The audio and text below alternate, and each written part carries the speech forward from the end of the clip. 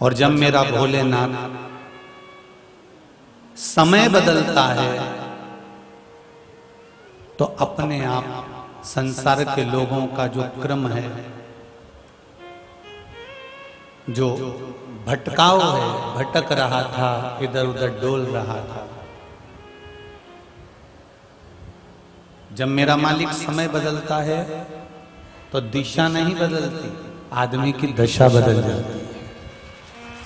दिशा बदलने का काम तो आपने करवट ली तो दिशा बदली है, और परमात्मा ने अगर थोड़ी सी भी समय की करवट दिला दी तो दशा बदल जाती है।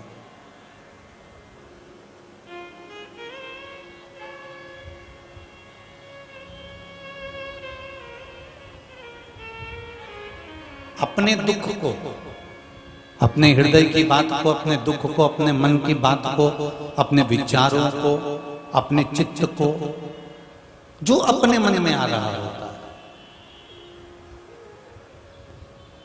शिव महापुराण की कथा कहती है, जैसे आपके मन में जो भाव आया कि आज बाबा मेरे को आपसे ये बात करना है, हे शंभु, हे शंकर, हे त्रिकालदर्शी, हे कैलाशी, आज मुझे मेरे मन की बात आपको करना है और मेरे मन में ये चल रहा है और मैं आपको ये बोलना चाहता हूं, आज मैं आपको ये कहना चाहता हूं।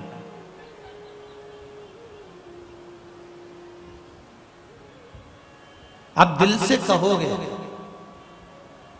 तो मेरा शंभु, मेरा त्रिकालदर्शी, मेरा कैलाशी, मेरा अविनाशी, मेरा शिव दिल से सुनेगा।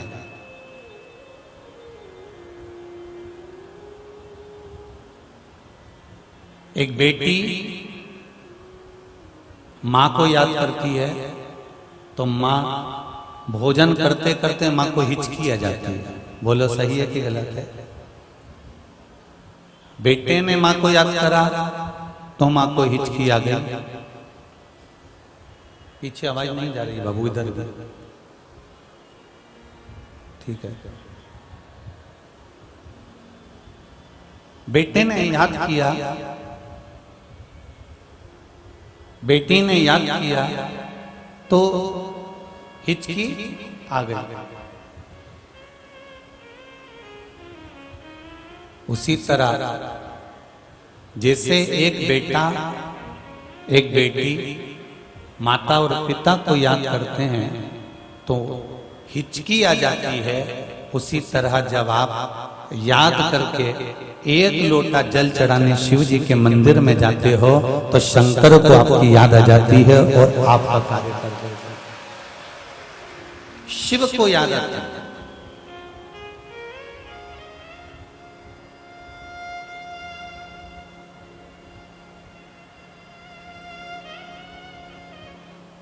मंदिर का मतलब मालूम है आप लोगों को?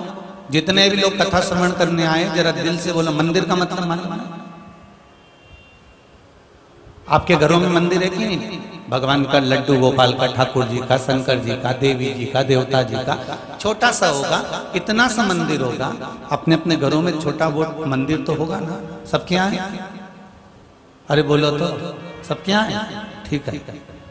जिस कॉलोनी में आप रहते हैं उस कॉलोनी में भी मंदिर होगा। जिस नगर में आप रहते हैं उस नगर में भी मंदिर होगा। जिस सोसाइटी में आप रहते हैं उस सोसाइटी में भी मंदिर होगा। मंदिर क्यों बनाया जाता है? मंदिर का निर्माण क्यों किया जाता है?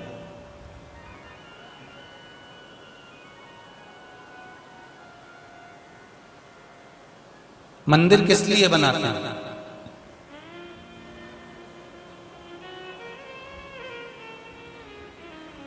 रामचरितमानस यदि आप लोगों ने देखी होगी तो रामायण में गुस्सा करने के लिए, क्रोध करने के लिए एक कमरा बनाया जाता था, जिसको केकई जाके बैठी थी, उसका नाम क्या था?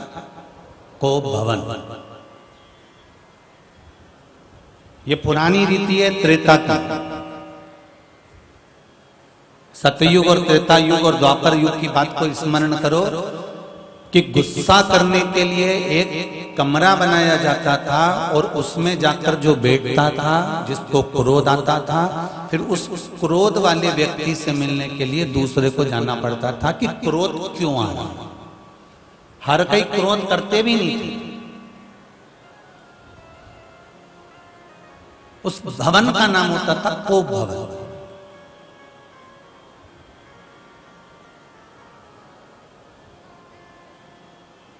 व्यक्ति उसमें जाकर क्रोध करता, गुस्सा करता, क्रोधी होता, तो उससे लोग मिलने के लिए जाते कि तुम्हें क्रोध आने का कारण क्या है, क्यों तुम्हें गुस्सा आ रहा है, क्या हो गया, ऐसा गुस्से का कारण क्या है, तुम हमको बताओ क्या हो गया। दशरथ जी ने जैसे कैकेयी से पूछा था, ऐसे कोप भवन पहले बनाया जाता था। पहले गुस्सा होने के लिए एक कमरा बनाया जाता था, एक कक्ष का निर्माण होता था, फिर उससे जाकर पूछा जाता था। उसी तरह घर में ये विचार कर कर मंदिर का निर्माण करा गया कि कोप भवन के अंदर कोई बैठता है और गुस्सा करता है तो कोई जाकर उससे पूछता है कि तुझे क्या तकलीफ है, क्या कष्ट है। उसी तरह आज कली काल में कोई अपने घर में कोप भवन नहीं बनाता। बनाता है क्या? कोई नहीं बनाता। सब अपने घर में अगर बनाते हैं तो एक मंदिर बनाते हैं। क्यों? जैसे कोप भवन में कोई जाकर बैठ जाए तो गुस्सा करने वाले व्यक्ति से दूसरा व्यक्ति जाकर पूछता है कि क्रोध क्यों करते हो। उसी तरह आज के समय में कली काल में मंदिर का निर्माण करा जाता है घरों के अंदर कि आप वहां जाकर थोड़ी देर बैठेंगे, मन लगाएंगे तो आपसे परमात्मा आकर पूछेगा कि आपको तकलीफ क्या है, कष्ट क्या है, क्या दिक्कत है। कोप भवन में बैठे हुए व्यक्ति से किसी दूसरे ने जाकर पूछा कि तुम्हें तकलीफ क्या है। उसी तरह मंदिर में जाकर आप बैठ जाते हैं, भगवान की शरणागति में आप जाकर बैठ जाते हैं, भगवान के भजन में आप जाकर बैठ जाते हैं, मंत्र जाप में आप जाकर बैठ जाते हैं, स्मरण में आप जाकर बैठ जाते हैं, तो परमात्मा पूछता है कि आज इसे कौन सी जरूरत पड़ गई, क्या हो गया, ऐसा क्या तकलीफ हो गई, इसको क्या कष्ट हो गया, इसको जरा मैं जाकर पूछूं तो इसको दुख क्या है, इसको कष्ट क्या है।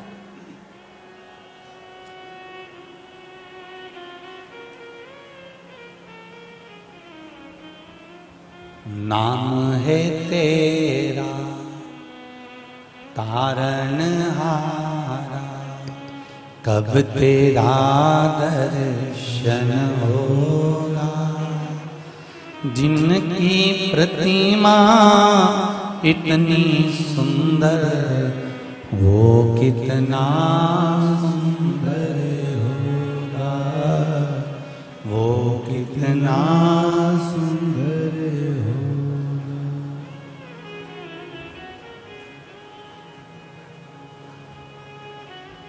जरा विचार करिएगा, एक मन लगाकर, चित्त लगाकर, एक वृत्त लगाकर, एक ध्यान लगाकर थोड़ी देर शिव जी के पास बैठो।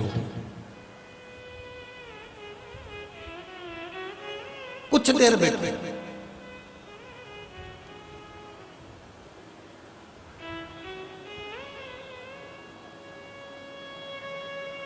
चौबीस घंटे आपको परमात्मा के पास नहीं बैठना।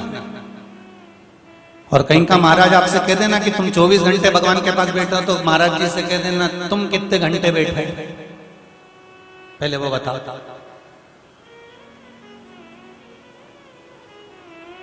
पहले उनसे पूछना कि आप कह रहे हो कि 24 घंटे भगवान के पास बैठो, तो उनसे पूछो तुम कितने घंटे बैठे। तुलसीदास जी लिखते हैं, आधी में पुनी आध। बहुत पहले का लड़का और लड़की देखना और आज का लड़का लड़की देखना, दोनों में अंतर है। पहले के जो बुजुर्ग बैठे हैं, ये हमारे मर्दा जी बैठे हैं, हम तो इनसे भी पूछ लेंगे, ये भी बुजुर्ग ही। और भी इस कथा पंडाल में जितने बूढ़े बूढ़े बुजुर्ग लोग बैठे हैं, मैं उनसे पूछना चाहूंगा, जब आपकी शादी हुई होगी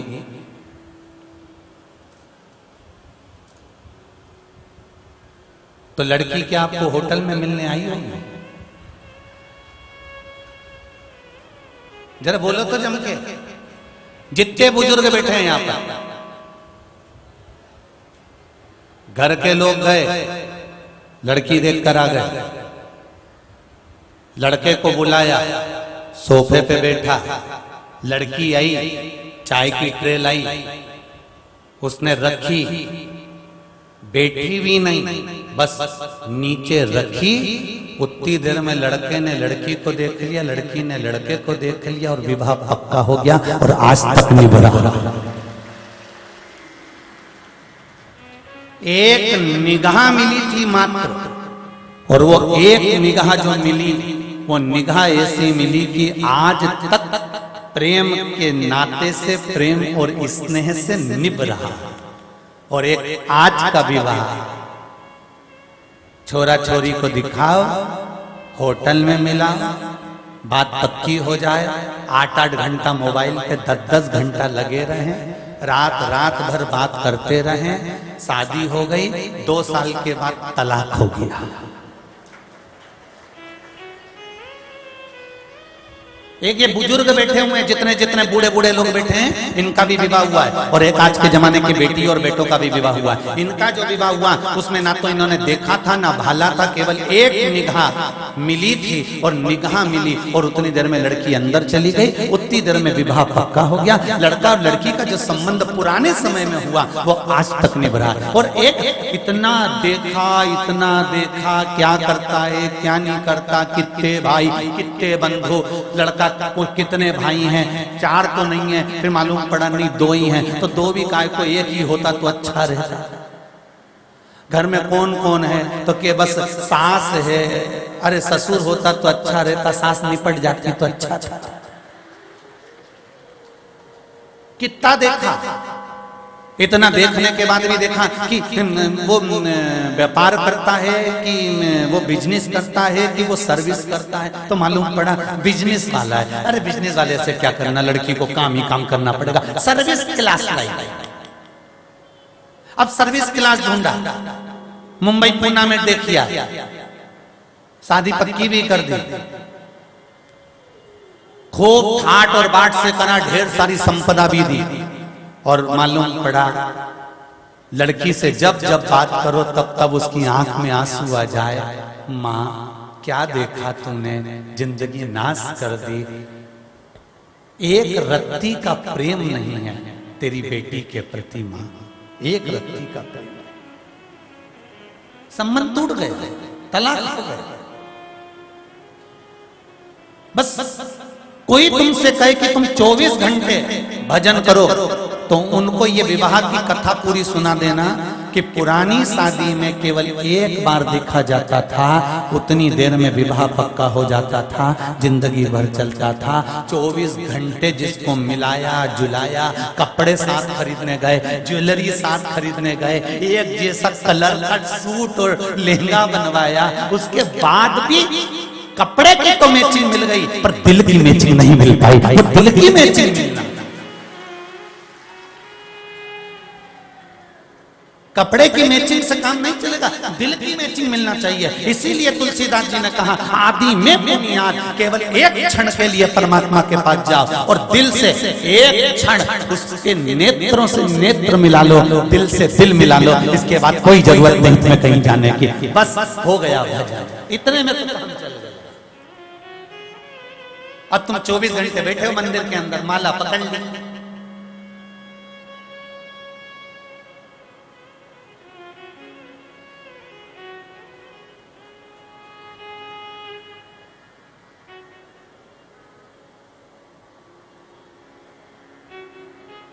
अरे उधर से झाड़ू लगाती लगाती ले जा। हाँ मैं पानी पड़ा, वहां भी पोछा लगा देना इधर से। और सुन, वो डब्बा रखा वहां से उठा लेना। अब 24 घंटे का भजन देखिए ऐसी होगा, 24 घंटे। और एक क्षण का भजन कैसा होता है, एक क्षण का भजन, एक लोटा पानी भरा, शिव जी के मंदिर गए, डाला, स्पर्श करा, गले मिले और दिल से कह दिया कैसे हो शंभू, ध्यान रखना मेरा, और चल दिया, बस हो गया, हो गया। उसने आपको देख लिया और आपने उसको देख लिया, ये दिल की प्रीति है।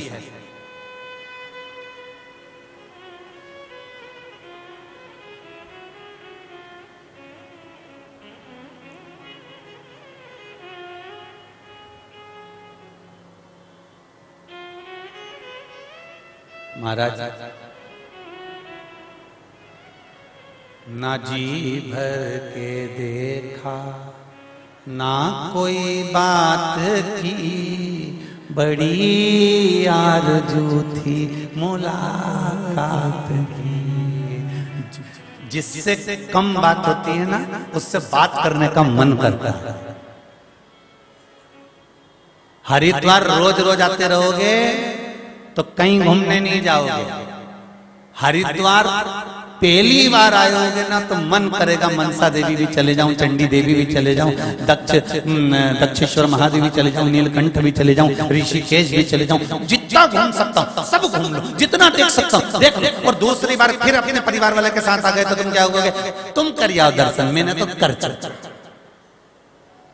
तीसरी बार आओगे तो फिर कह दोगे एक ही तो बात है, गंगा जी का पानी भी तो नल में ही आ रहा है।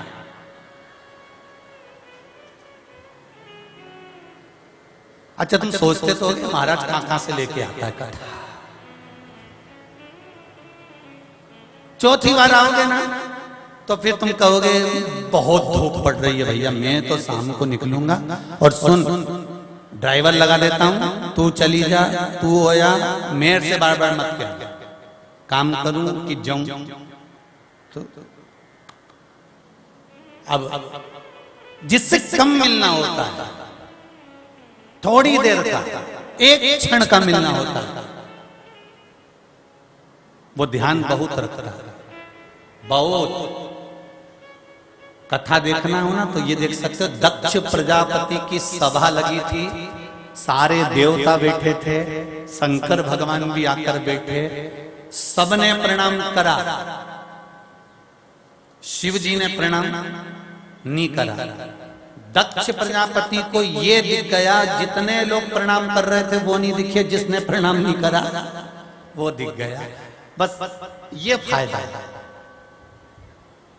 कैसे भी दृष्टि तो पड़ना चाहिए ना।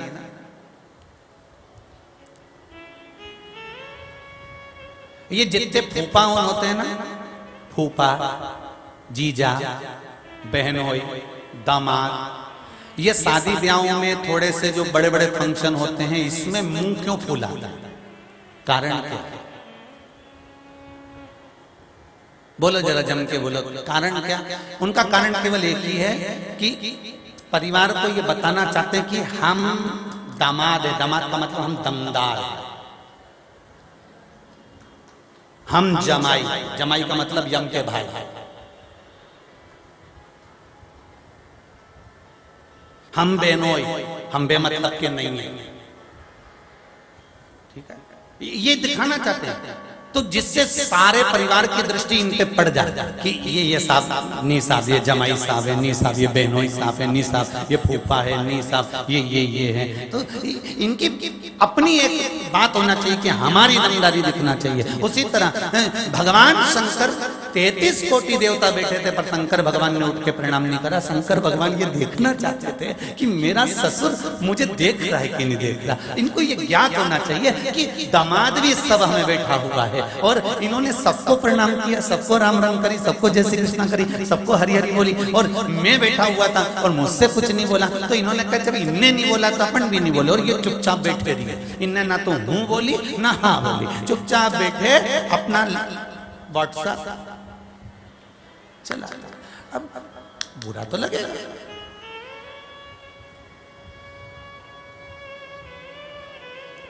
क्रोध आ गया। दक्ष प्रजापति अपने काम में लगे थे। आज का व्यक्ति अपना काम क्या करता है? व्हाट्सएप चलाता है। और शंकर भगवान क्या कर रहे थे? व्हाट्सएप चलाना मतलब राम नाम जपना, मतलब कृष्ण नाम जपना, शिव नाम जपना, स्मरण करना। ध्यान नहीं गया, दक्ष प्रजापति का ध्यान गया।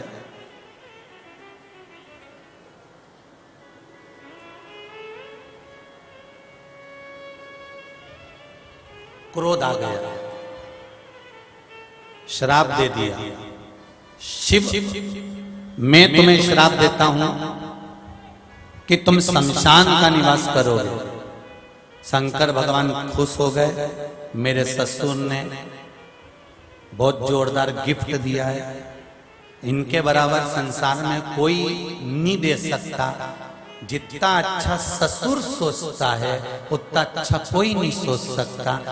शंकर भगवान ने जैसे ही भगवान शिव के ससुर दक्ष प्रजापति ने कहा तुम्हें श्राप देता हूं कि तुम शमशान का निवास करोगे, शिव उठ गए और उठ के डमरू बजाकर नाचने लगे। भगवान विष्णु ने पूछा आप क्यों नाच रहे हो? शंकर भगवान बोले मेरे ससुर जैसा दुनिया में किसी का ससुर नहीं होगा। मेरा कितना सोचा, मुझे प्लाट भी दिलाया मकान बनाने के लिए, तो ऐसी जगह दिलाया जहां कोई कब्जा ही नहीं करे।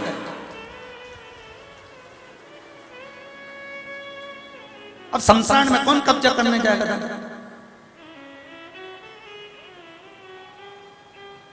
शंभो शरणे पड़ी मांगू घड़ी रे घड़ी, दुख काटो दया करी निदर्शन। शिव जी ने सोच लिया दक्ष प्रजापति से अपन को ज्यादा बात नहीं करना। दक्ष प्रजापति ने श्राप दे दिया, शंकर भगवान ने एक शब्द नहीं बोला, क्योंकि शिव जानते थे कि इनसे बोलकर करेंगे क्या।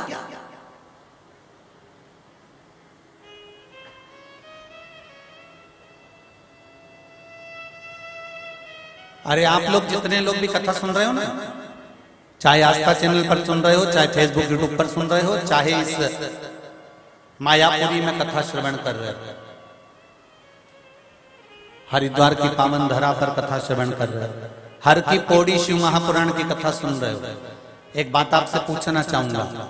आपके मोहल्ले में आप निकल कर जा रहे हो, गाड़ी पे बैठ के जा रहे हो, साइकिल चला कर जा रहे हो या फिर पैदल जा रहे हो, और इतने में नगर निगम की, नगर पालिका की कचरे की गाड़ी आ गई, उसमें बहुत सारा कचरा भरा हुआ है और वो कचरे की गाड़ी बहुत बदबू मार रही है, इतनी बदबू, और कचरा भी गिरते गिरते जा रहा है। तो तुम क्या करोगे? बोलो, सब बोलो, जितने जितने आस्था पे बैठे, जितने मोबाइल पे सुन रहे और जितने इस मायापुरी में सुन रहे, क्या करोगे? तुम कचरे की गाड़ी के पीछे पीछे चलोगे?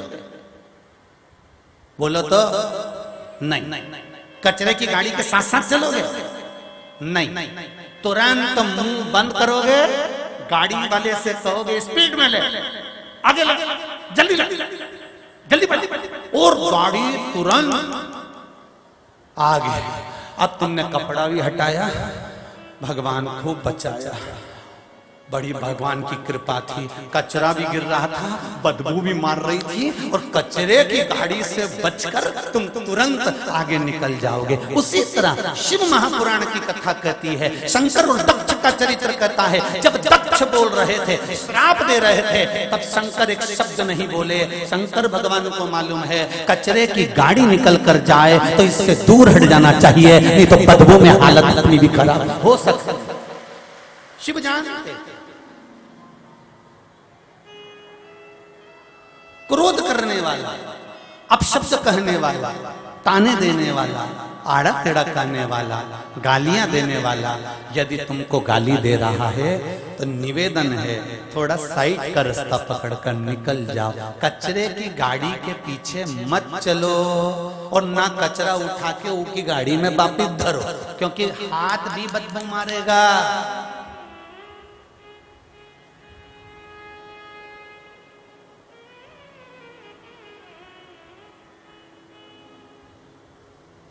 ये संसार कोयला को टुकड़ो, दाग लगे दामन में, नर तू मत पड़ रे उलझन। क्यों पड़ता? तू तो भगवत स्मरण कर बैठ कर, स्मरण भगवान की भक्ति का कर,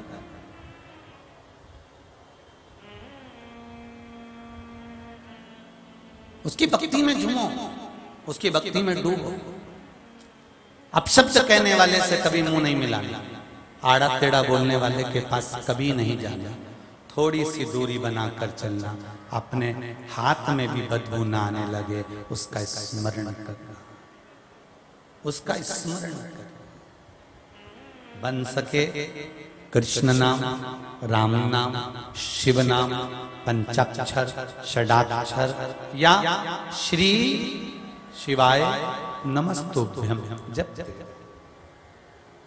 जिस समय में गोविंद बोलो प्रेम से, गोपाल बोलो रे, गोविंद बोलो प्रेम से, गोपाल बोलो रे। तुम गोविंद बोलो रे, गोपाल बोलो रे, तुम गोविंद बोलो रे, गोपाल बोलो। आप एक गलती कर दीजिए, दुनिया आपको याद रखेगी, पूरी दुनिया।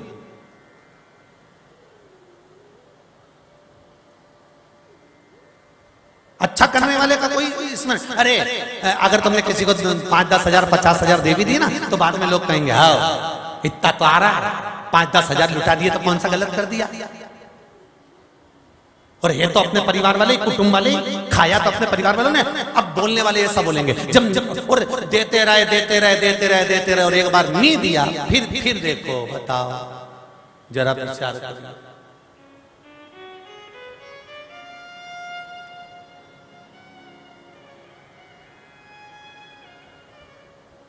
बस शिव जी ने वो तारीख स्मरण में रख ली कि मेरे ससुर ने मुझे आज यहाँ पर विराजमान किया है, संसान दिया है। तो शिव जी ने अपने गणों से कहा, संसान में क्या रहता है? चिता की भस्म।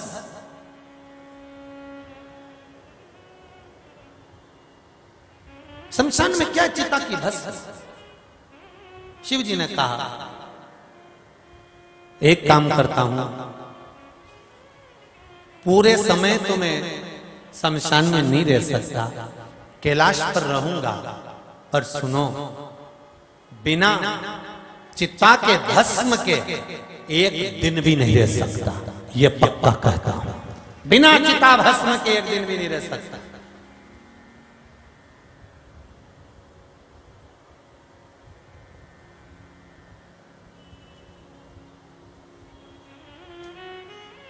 दो थे इस मृत्यु लोक में, संसार पर दो असुर, एक भस्मासुर और एक वक्रासुर। ये दो ऐसे थे जिनके हाथों में शिव जी ने ऐसा वर दे दिया था कि ये जिस पर हाथ रखेंगे वो भस्म हो जाएगा। वक्रासुर कौन था?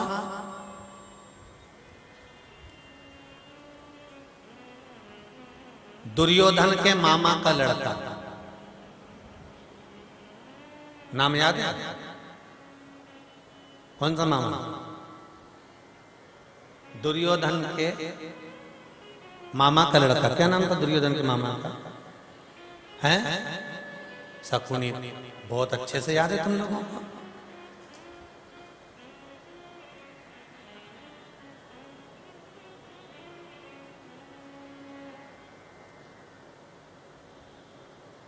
याददाश्त अच्छी है। मुझे लगता है 2 बादाम तुम जरूर रोज घिस घिस के खाते हो। पक्की तो है, होना चाहिए। शकुनी का बेटा था वक्रासुर।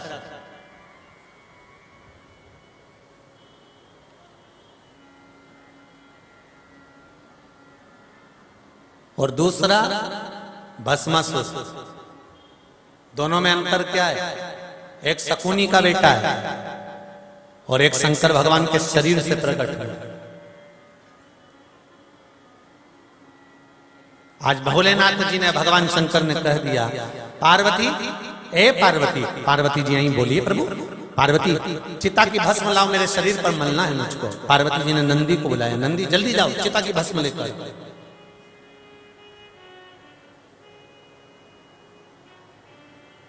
नंदी गए और नंदी दौड़ कर गए। नंदी को आने में समय लग गया तो पार्वती जी ने पूछा, क्यों रे नंदी, तू तो इतना लेट आ रहा है, इतनी देर में आ रहा है, तूने तो इतना समय लगा दिया भस्म लाने में। तो इतने में नंदी बोले कोई मरे जले तब तो लाऊं। अब चिता की भस्म कोई साधारण है, जब कोई मरेगा जलेगा तब तो भस्म आएगी। गरुड़ पुराण में एक बात बड़ी सुंदर लिखी है, जरा स्मरण रहे आपके और हमारे।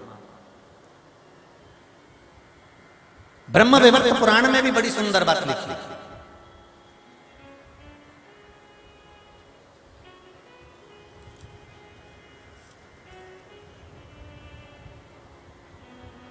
ये भस्मासुर और बकरासुर की जो कथा ब्रह्म वैवर्त पुराण के पृष्ठ संख्या 739, अध्याय 35 और 36।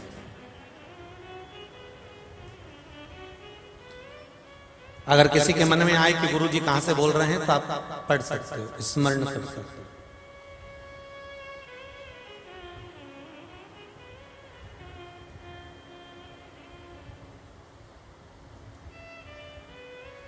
गरुड़ पुराण में भी एक बड़ी सुंदर बात कही, ब्रह्म वैवर्त पुराण में भी एक बड़ी सुंदर बात कही कि जितने माता के गर्भ से बच्चों का जन्म होता है, जितने जन्मे हैं मृत्यु लोक में उतने मरते भी रोज हैं।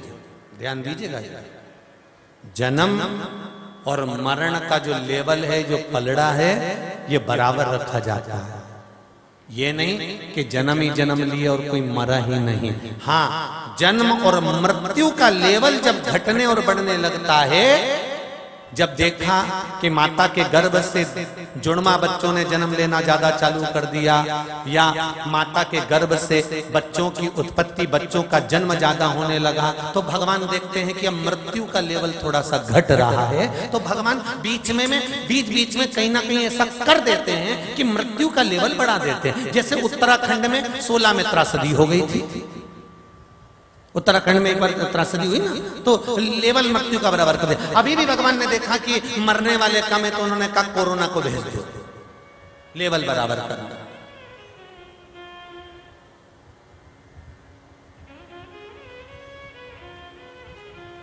और जैसे ही कोरोना बीमारी आई, लोगों ने मरना चालू करा, ऊपर बहुत सारा कोटा इकट्ठा हो गया।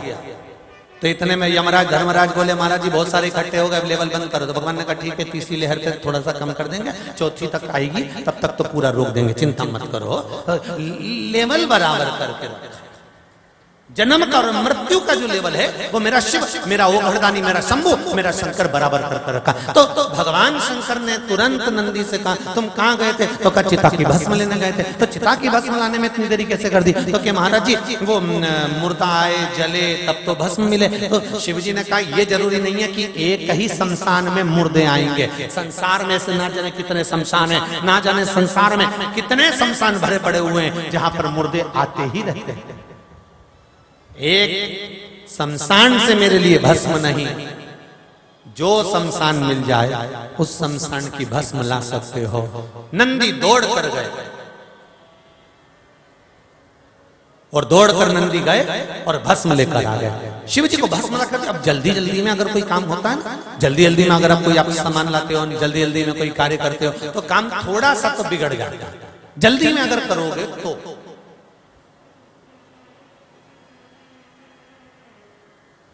और नंदी गए भस्म लाए, शिव जी को दी, शंकर जी ने शरीर पर लगाई।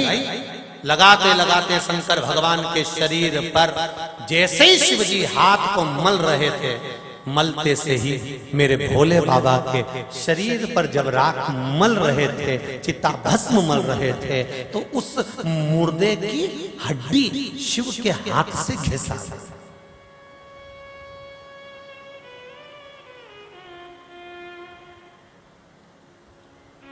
आपके बच्चे पूछेंगे भस्मासुर का जन्म कैसे हुआ था, बता देंगे।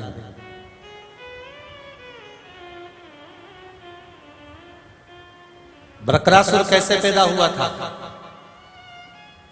कंस का जन्म कैसे हुआ, रावण कैसे पैदा हुआ, हिरण्यकशिपु कैसे जन्म ले लिया, हिरण्याक्ष कैसे जन्म ले लिया। इनके जन्म का भी हमको ज्ञान होना चाहिए। शिव जी ने चिता की भस्म को मला।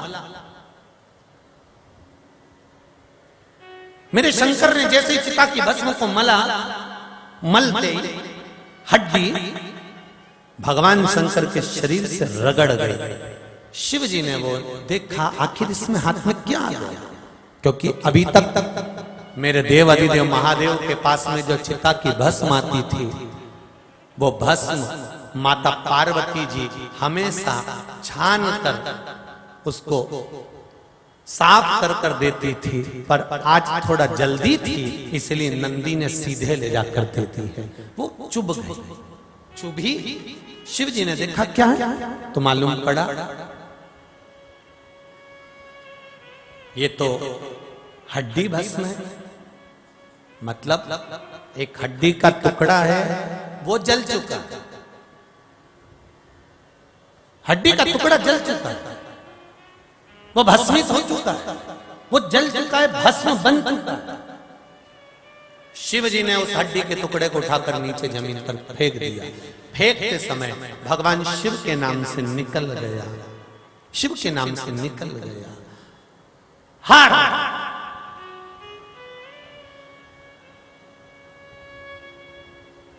और जैसे ही हर कहकर जमीन पर वो हड्डी का टुकड़ा, जला हुआ भस्म का टुकड़ा जैसे गिरा, गिरते से उससे एक असुर ने जन्म ले लिया, जिसका नाम भस्मासुर हुआ।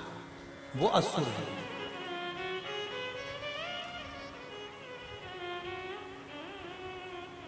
प्रगटा जन्म लिया, सामने आया, हाथ जोड़कर भगवान शंकर जी से कहा, प्रभु आपने मुझे प्रकट किया है, क्या करना है मुझको बताइए।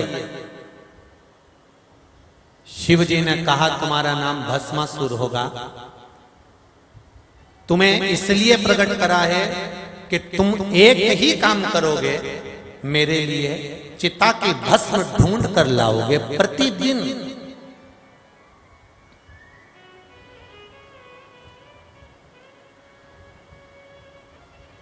प्रतिदिन जो शिवजी पे एक लोटा पानी चढ़ाता है, प्रतिदिन श्री शिवाय नमस्तुभ्यम या पंचाक्षर मंत्र नमः शिवाय या षडाक्षर मंत्र ओम नमः शिवाय, प्रतिदिन जो शिव के मंदिर के सामने से निकल कर जाता है, शंकर जी के मंदिर में एक लोटा पानी चढ़ाता है या एक बेलपत्र शिव जी को समर्पित करता है, या कुछ भी ना चढ़ाकर शंकर के शिवलिंग का स्पर्श करता है, शिवलिंग का भी स्पर्श नहीं कर सकता तो शंकर के मंदिर के सामने से निकल जाता है। जो शंकर के मंदिर के सामने भी शीश नवाकर निकल जाए, वो भी नहीं करा तो भगवान शंकर के मंदिर का जो शिखर दर्शन कर लेता है। प्रतिदिन का अगर कोई नियम एक धारण कर लेता है, तो यहाँ भस्मासुर की कथा कर रही है कि मेरा शंकर एक ना एक दिन उसे वर प्रदान कर ही देता है, जो नियम लेता है। एक नियम बनाओगे ना तो वर जरूर मिलेगा।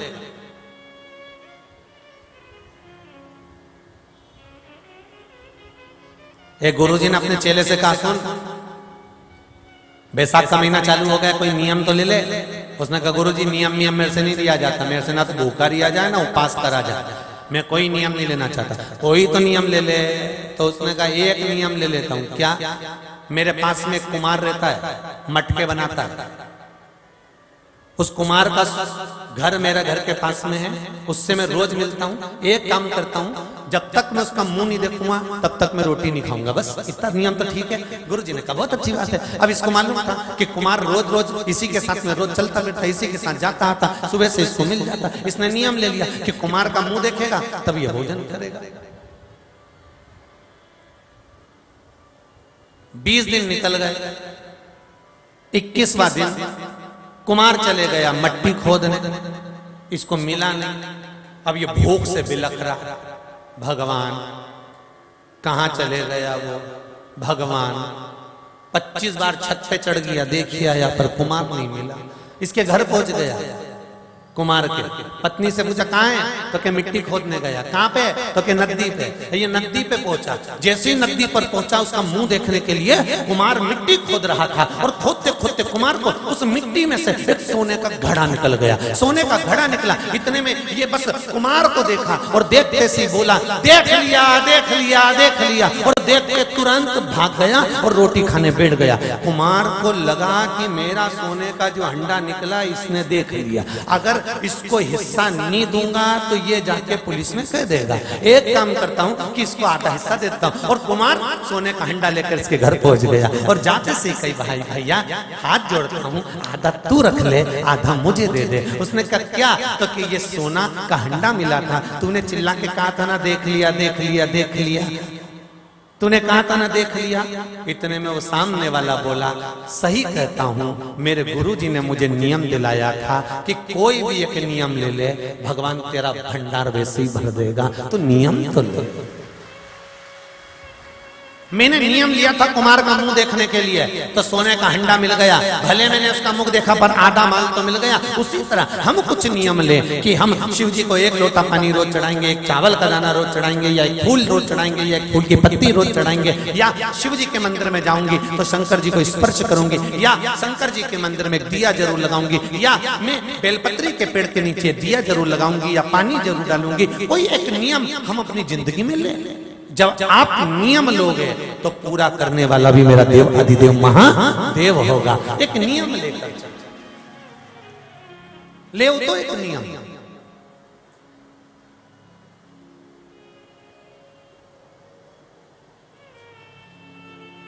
हमारी तो आदत ऐसी हो गई है, हमें कोई नियम लेना ना कुछ करना, बस कहीं से ऐसा महाराज मिल जाए जो छू मंत्र करके हंडा निकाल के दे दे, बस ना हमें नियम लेना ना कुछ धारण। अरे भाई भजन नहीं करोगे तो कहां से मिल जाएगा? कर्म करो फल जरूर मिलेगा। और देखो इन पत्रों में कहा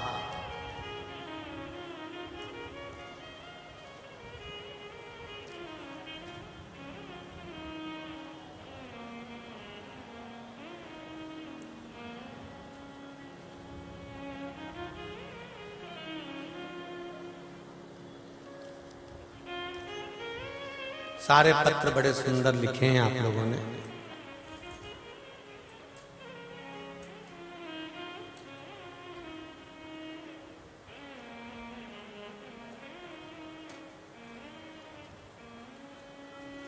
कमलजीत सैनी हरिद्वार उत्तराखंड से हैं। कहीं बैठे हो तो हाथ उठाइएगा, हाथ दोनों हिलाइएगा। कहाँ है? अच्छा इधर है क्या? दोनों हाथ हिला दीजिएगा, ठीक है। इधर सोफे पर दोनों हाथ हिला दो एक बार। हर हर महादेव। कमलजीत सैनी हरिद्वार उत्तराखंड से हैं। गुरुदेव आपकी कथा 2021 लॉकडाउन से सुन रहे हैं। मेरा बेटा 2009 में बीमार हुआ, उसको स्किन रोग हो गया। डॉक्टरों का इलाज सब कुछ करा लिया, ऐसा कोई डॉक्टर नहीं बचा। दिल्ली क्या सारी दुनिया के डॉक्टर दिखा लिए पर स्किन रोग ठीक नहीं हुआ। हम चारों तरफ से हार चुके थे। जिसने जो बताया सब कुछ कर लिया था पर कुछ नहीं हुआ। फिर मैंने जब कथा सुनी आपकी, उसमें शिव महापुराण पर विश्वास सुना और उस विश्वास के साथ में आपने जैसा जैसा कहा वैसा उस बच्चे के लिए करना प्रारंभ करा। एक फूलों वाला उपाय, सावन का 1 महीने 1 लोटा जल का चढ़ाना उपाय और पशुपतिनाथ का व्रत करना प्रारंभ करा। देवाधिदेव महादेव की क्या कृपा रही गुरुदेव कि जैसे ही करना चालू करा 2021 से आपकी कथा सुन रही हूं और उपाय करना प्रारंभ करा। आज मेरा बेटा 90% ठीक हो गया, उसको दवाई की जरूरत भी नहीं है। 90%। बैठिए मां। हर हर महा। ये शिव कृपा।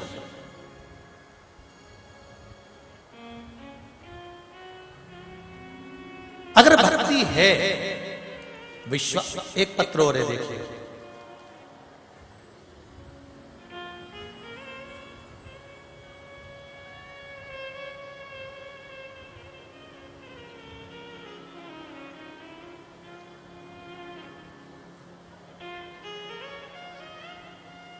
दीपाली शर्मा हिमाचल प्रदेश से आई हैं। कहीं बैठी हो तो हाथ हिला सकते हैं। दीपाली शर्मा।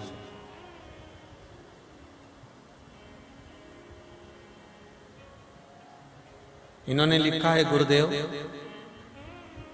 नौकरी नहीं थी, बहुत दुखी थी, खाने तक के लाले पड़ गए थे। पशुपति नाथ के व्रत प्रारंभ करे।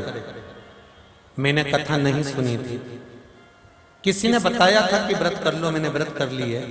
और बाबा की ऐसी कृपा रही कि मेरी सरकारी बैंक में नौकरी लग गई है। मैं बाबा को धोख लगाने प्रणाम करने में। ये पत्र दीपाली हिमाचल प्रदेश से। और उन्होंने पद भी लिखा है, गुरुजी मुझे बैंक विशेषज्ञ अधिकारी की नौकरी मिली है। यहाँ लिखा है उन्होंने, विशेषज्ञ अधिकारी की नौकरी। ये शिव कृपा। शंभो शरणे पड़ी मांगू घड़ी रे दुख का दया करी दर्शन। आपका विश्वास, आपका भरोसा, आपकी दृढ़ता, आप शिव को समर्पित तो करो। एक नियम बना लो आप कि मुझे एक लोटा पानी चढ़ाना है। और कितनी कितनी भी बड़ी बीमारी, फिर निवेदन करूंगा, कैंसर जैसी बीमारी के लिए भी कहूंगा कि आप शंकर की भक्ति में लगो। ये एक पत्र आया है कैंसर से जुड़ा हुआ, देखिए।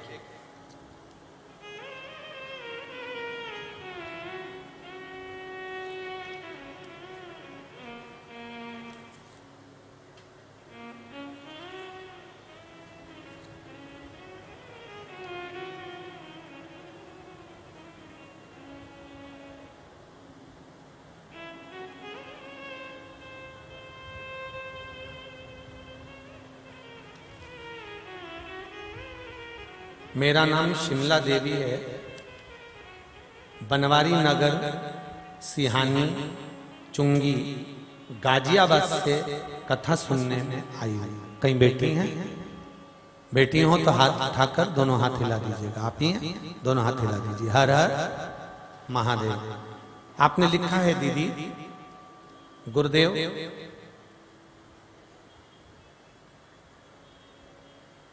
पशुपति नाथ की कृपा,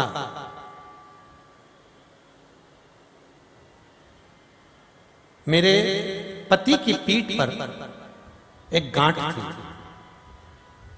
गुरुदेव वो गांठ बड़ी होती चली जा रही थी, जिसका पता तक नहीं चला। जब दर्द उत्पन्न हुआ तब उसको दिखाया, गांठ आई।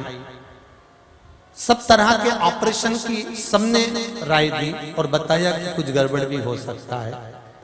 पर आपने कहा था एक कथा में कि शिवजी को चढ़ाया हुआ जल या रुद्राक्ष का जल शंकर को समर्पित कर कर उस जल को पीना चालू करो।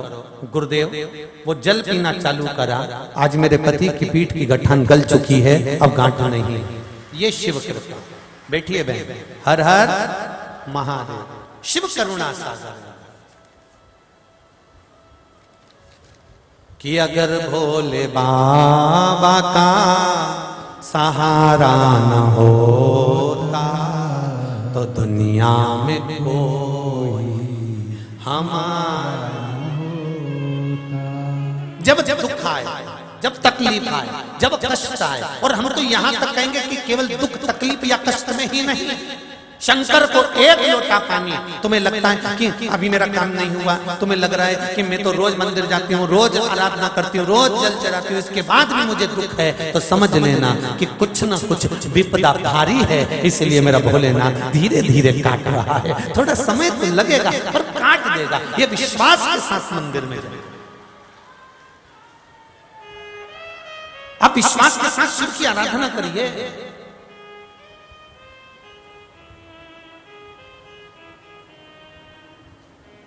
आप विश्वास के साथ शंकर भगवान को एक लोटा जल चढ़ाना प्रारंभ करिए। और जब विश्वास के साथ अब भगवान शंकर को एक लोटा जल चढ़ाना प्रारंभ करेंगे तो ये विश्वास मानकर चलना कि दुनिया का ऐसा कोई काम नहीं जो मेरा देवाधिदेव महादेव ना कर दे। महादेव ना कर दे। जब वो कामदेव को भस्म कर सकता है, जब वो कामदेव को भस्म कर सकता है, तो क्या आपके दुख को, तकलीफ को, समस्या को, कष्ट को भस्म नहीं कर सकता?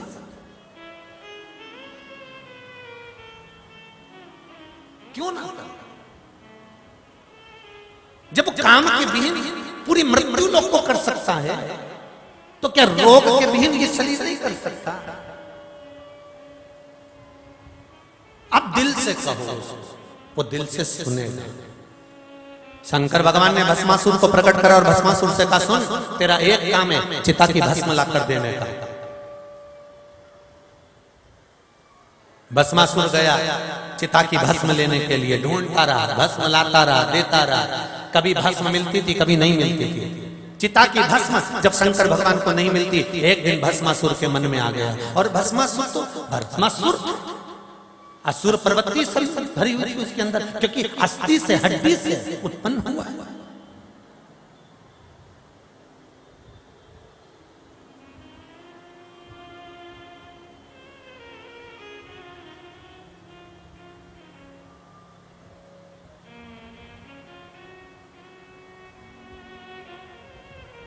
क्यों? हिंदू धर्म में, सनातन धर्म में ऐसा क्यों नियम है कि किसी के मरने के बाद उसकी अस्थियों को, उसके हड्डी के 2-4 टुकड़ों को, एक अस्थि का टुकड़ा हो, 2 हो, उसको किसी पवित्र नदी में, गंगा, क्षिप्रा, नर्मदा, ताप्ती, गोदावरी, कृष्णा, ऐसी पवित्र नदियों में किसी के मरने के बाद उसकी अस्थियों को क्यों डाला जाए? भाई एक कारण तो यह है कि देवी भागवत में लिखा है कि गंगा जी ने वर मांगा था भगवान शंकर से कि मुझे वर दीजिए, किसी के प्राण छूटने के बाद अस्थियां जब मेरे जल में आए तो जितने समय तक गंगा के जल में मरे हुए व्यक्ति की हड्डियां पड़ी रहेगी, उतने दिन तक उस जीवात्मा को वैकुंठ में पड़ा रहना पड़ेगा। ये वर दे दीजिए। तो या तो दुनिया के लोग कहते होंगे कि वो अस्थि इसलिए लोग गंगा जी में ले जाके डालते हैं कि गंगा जी में जितने दिन तक अस्थि पड़ी रहती है, उतने दिन तक वो जीवात्मा भगवान के वैकुंठ में पड़ी रहती है, भगवान के धाम में पड़ी रहती है। पर ये बात तो देवी भागवत की है। पर ब्रह्मवृत्ता पुराण के अंतर्गत, नर्मदा पुराण के अंतर्गत, शिव महापुराण के अंतर्गत, गरुड़ पुराण के अंतर्गत, पद्म पुराण के अंतर्गत, अग्नि पुराण के अंतर्गत जब पवित्र नदियों का वर्णन आता है और उसमें हड्डी के टुकड़े को, अस्थियों को विसर्जन का जब वर्णन आता है, तो उसका मतलब क्या है, उसको समझे तो सही। शिव महापुराण की कथा कहती है, जब किसी के प्राण छूटते हैं, यम उसकी जीवात्मा को स्पर्श कर कर, गरुड़ पुराण में लिखा है, जीवात्मा को लेकर जाते हैं। जब यम जीवात्मा को लेकर जाते हैं तो ये शरीर का स्पर्श यम को हो जाता है, यम को हो जाता है, तो यम इस शरीर को भूतों को दे देते हैं। इस शरीर को भूत, भूत किसको कहा गया? भूत का मतलब ये नहीं होता कि कोई सामने दिख गया ना, काला काला दिख गया ना, उसको भूत कहा गया। भूत का मतलब ये नहीं होता। भूत का मतलब ये होता है कि ये संसार में रहने वाला जो मनुष्य है, जो मानव है, ये जितने जो संसार में रह रहे हैं, ये क्या भूत से कम है?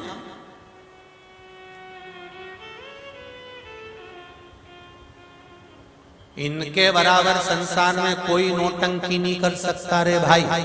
जितने तुम लोग बैठे हो ना, और जितने अपन लोग बैठे हैं, इनसे बराबर कोई भूत कम नहीं है।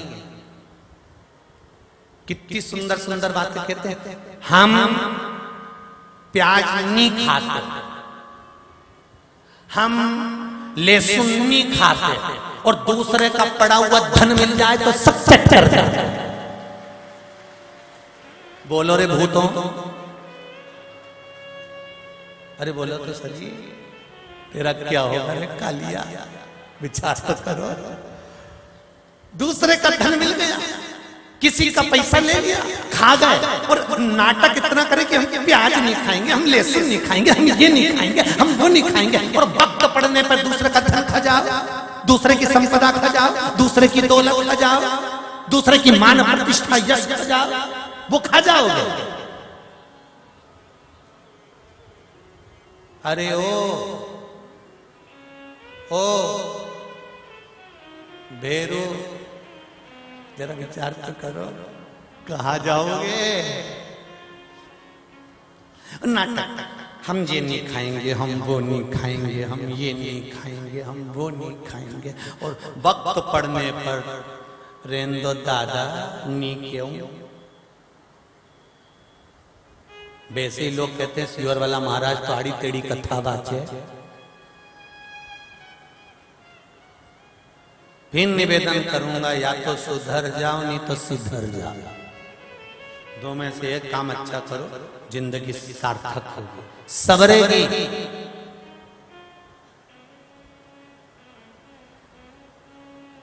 एक अस्थि का टुकड़ा संसार वालों को दे दिया, कहा ये अस्थि क्यों दी गई, ये हड्डियां क्यों बीन कर लाते हो, क्यों गंगा जी के जल में देते हो, क्यों पवित्र नदी के जल में देते हो, क्यों नर्मदा में, क्यों छिपरा में, क्यों आदि सरयू में, क्यों गोदावरी में, क्यों कृष्णा में, क्यों मंदाकिनी में, क्यों क्यों विसर्जन करते हो, उसका कारण क्या है, पवित्र नदी में क्यों भेजा जाता है। तो कहा इस अस्थि जब तक घर के अंदर रहती है, जीवात्मा के जाने के बाद हड्डी का टुकड़ा जब तक अस्थि उस भूमंडल पर रहती है, तब तक उस अस्थि के बल पर वो जीव आत्मा का चित्त वृत्ति जिस घर से अर्थी उठ कर गई है, वो जीवात्मा की वृत्ति उस घर तक रहती है।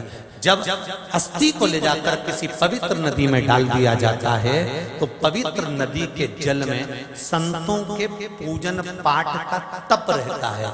आप में कई लोग ऐसे होंगे जो भजन करते होंगे, आप में कई लोग ऐसे होंगे जो व्रत करते होंगे, आप में कई लोग ऐसे होंगे जो स्मरण करते होंगे, आप में कई लोग ऐसे होंगे जो राम नाम कृष्ण नाम भजते होंगे, आप में कई लोग ऐसे होंगे जो भगवान की भक्ति करते होंगे, आप में कई लोग ऐसे होंगे जो ठाकुर जी की सेवा करते होंगे, आप में कई लोग ऐसे होंगे जो जगदम्बा की सेवा करते होंगे, आप में कई लोग ऐसे होंगे जो दुर्गा महारानी का मंदिर का दर्शन करते होंगे, 33 कोटि देवताओं, आप में कई लोग ऐसे होंगे जो भगवान की भक्ति में डूबे रहते, कोई रामायण पढ़ता है, कोई गीता पढ़ता है, कोई कुछ पढ़ता है, कोई कुछ पढ़ता है। और ऐसे पवित्र जीवात्माएं जब नदी के अंदर स्नान करती हैं, तो इनका तप बल का तेज उस नदी में जाता है, और जो हड्डी पड़ी रहती है उस पर जब इनके तप बल का तेज पानी के साथ छूता है, तो उनको परम पद मिल जाता है, उनकी मुक्ति हो जाती है, उनका मोक्ष हो जाता है।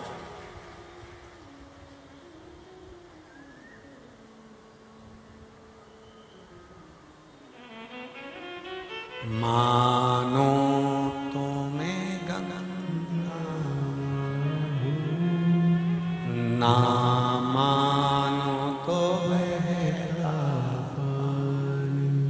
आप जो मानेंगे वो अनुकूल है, जो माने।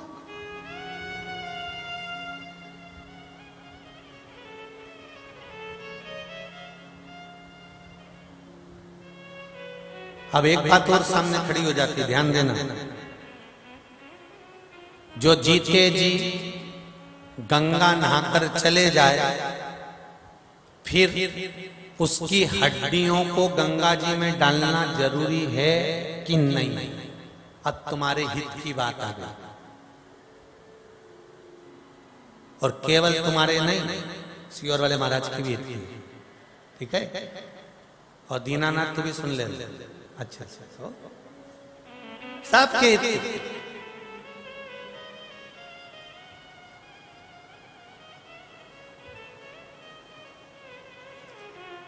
कि अगर कोई जीते जी जिंदा जी गंगा का स्नान करिया, फिर इतनी दूर उसके बच्चे उसकी हड्डियों को, उसकी अस्थियों को नी लाए, तो गंगा उस जीव को तार देगी।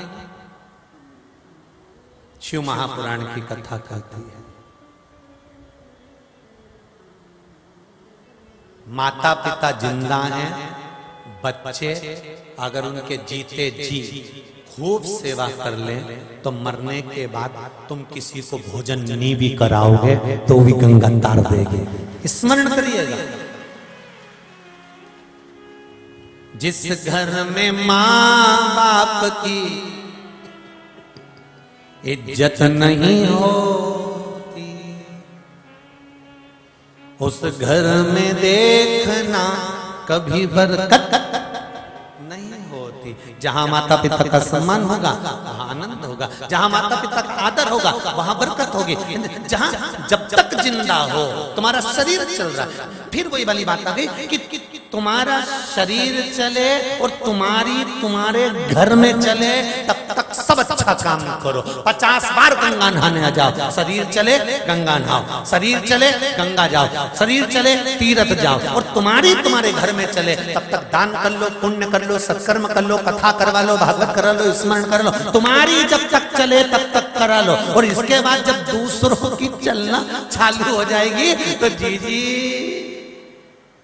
दो रोटी खाना भी मुश्किल हो जाएगा। इसलिए तुम्हारी जब तक घर में चले और तुम्हारा शरीर चले तब तक सारे अच्छे काम करो। जीते जी गंगा नहा लो, बाद में अस्थियों को ले जाकर हरिद्वार भेजने की भी जरूरत नहीं है। जीते जी नहा लोगे। जीते जी नहाने का मतलब है अपना एड्रेस गंगा मैया को देकर आ गए कि मैं दिल्ली से आई हूँ नहाने के लिए। गंगा जी को मालूम है कि 15 नंबर मकान में ये वाली बिल्डिंग में इस फ्लैट में रहती है और ये नहाने के लिए आई है। अब गंगा जी की ड्यूटी है कि तेरे प्राण छूटेंगे तो तू भले गंगा मत जा, तेरी हड्डियां भले ना जा, पर गंगा तेरे पास पहुंच जाएगी और तुझे तार देगी। जीते जी जाएगी।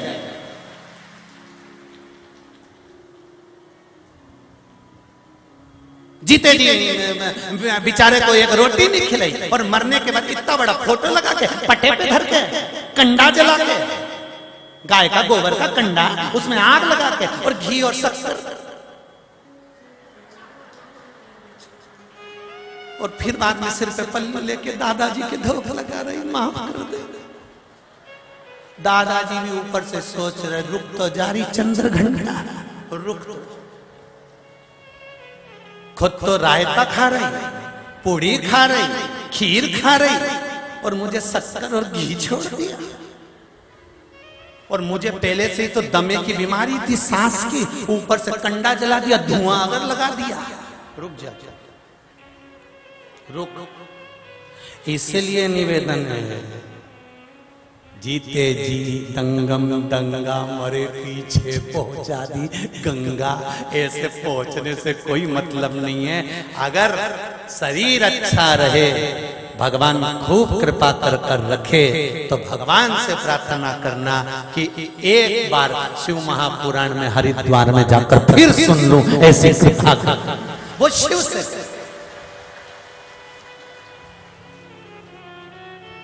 बहुत सारे लोग रह गए आने के लिए, सब तैयारी करके बैठे थे। वो तो हमने एक दिन कथा में कह दिया था, ज्यादा भीड़ नहीं, जगह भी तो देखना पड़ती है।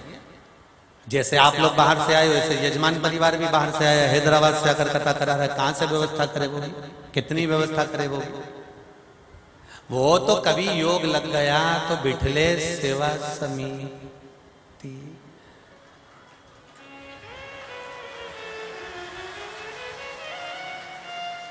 पर कभी योग मना बाबा की कृपा हुई और कहीं अच्छा बाबा करुणा करे। कल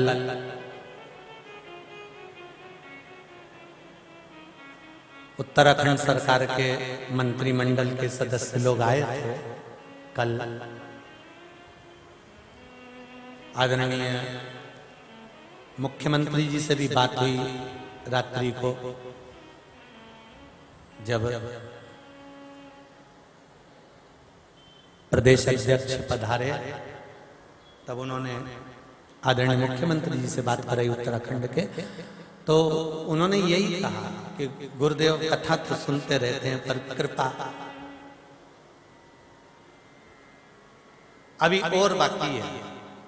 तो हमने कहा बाबा जब बुलाएगा और शिव की कृपा होगी फिर हरिद्वार जाएंगे। ये तो शिव है, ये तो मेरा ओघड़ी है, शंकर है, वो बुलाता रहे, आते रहो, भजन करते रहो, कीर्तन करते रहो, शरीर चले तब तक भजन स्मरण करिए।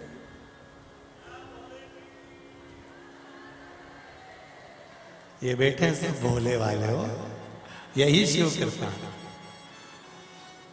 दिनेश जी एक बात तो है, भगत बहुत जोरदार लाए, यही शिव कृपा। सबकी भक्ति है और अलमस्तता है, अब भक्ति का आनंद है, यही आनंद है, यही सुख है। इसी को बस भजन कहते हैं, बस यही आनंद, इसी को सुख। भस्मासुर ने पूछा, मैं सब दूर जाता हूं, कभी भस्म मिलती है चिता भस्म, कभी नहीं मिलती है।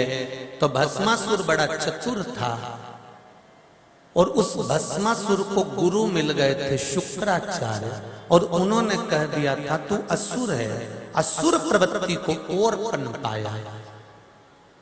जितने असुर होते हैं ना, इनको कोई भूख मारने वाला मिल जाए तो ये और उग्र हो जाता। कहां चिता की भस्म ढूंढने जाता है?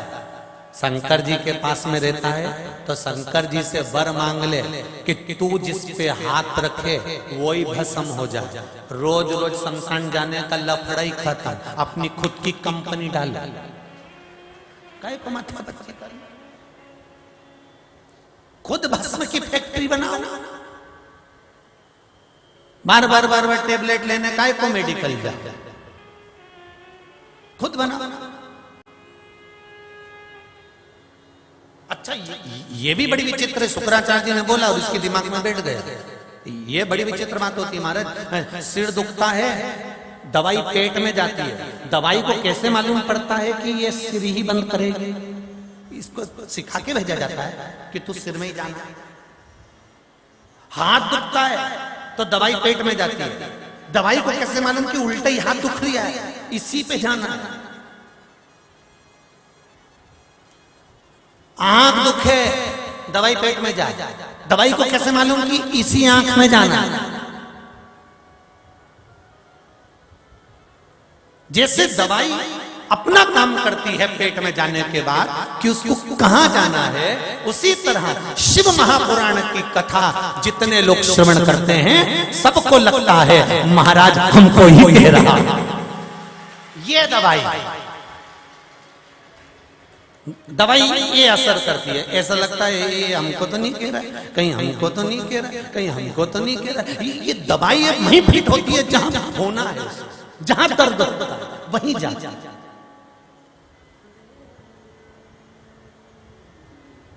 भस्मासुर ने सोचा हाँ ये बात बिल्कुल सही है, अपनी कंपनी का निर्माण करो, अपनी कंपनी तैयार करो, और अपनी कंपनी तैयार करना है। भस्मासुर जैसी चतुरता लेकर आओ रे भाई।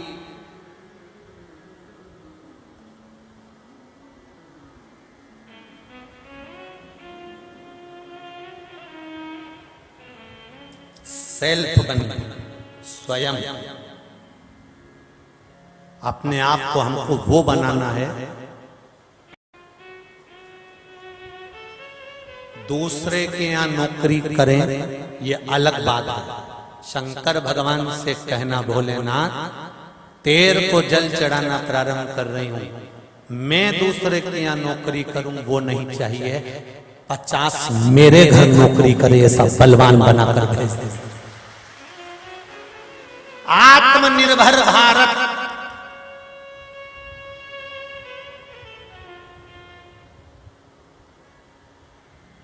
सही है गलत है? यही नाम दिया है ना।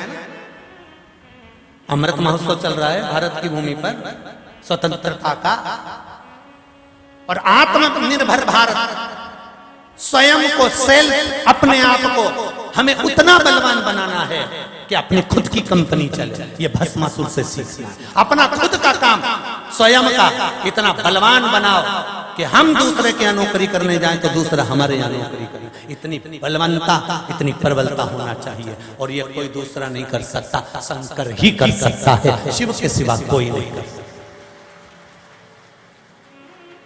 शिव के सिवा कोई दूसरा नहीं करेगा।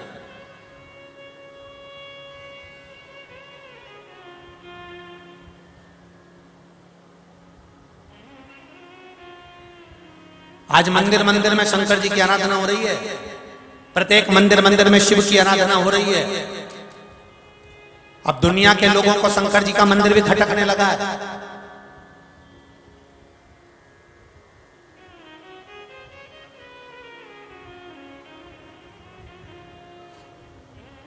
अब दुनिया के लोगों को शिव जी का मंदिर भी खटकने लगा है। अभी बीच में बहुत रामनवमी के समय पर, हनुमान जयंती के समय पर कई कई जगह उपद्रव हुआ, तो लोगों ने किसी मंदिर को नहीं छुआ तो शंकर जी के मंदिर को तोड़ फोड़ करी, क्योंकि इनको मालूम पड़ गया कि शंकर सनातन धर्म को जागृत कर रहे हैं। शिव फिर सम्मुख में आकर प्रकट हो गए हैं। शंकर फिर अपने इस सनातन धर्म को आगे लेकर जाना चाहता है, इसलिए उपद्री तोड़ फोड़ भी कर रहे हैं। तो